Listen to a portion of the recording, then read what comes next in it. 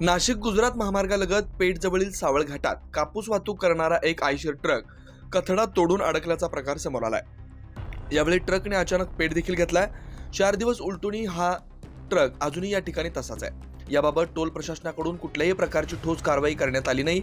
नाशिक गुजरात महामार्गावरील सावळ घाट हा महत्त्वाचा घाट असल्यानं या रस्त्यावरून हजारो वाहनं प्रवास करत असतात। त्यामुळे वाहन चालकांना जीव मुठीत धरून प्रवास करावा लागतोय। विशेष म्हणजे या ट्रकचा डिझेल टँकी भरलेला असल्याची माहिती समजते। त्यामुळे या ठिकाणी केव्हाही आणि कुठलाही अनुचित प्रकार घडू शकतो।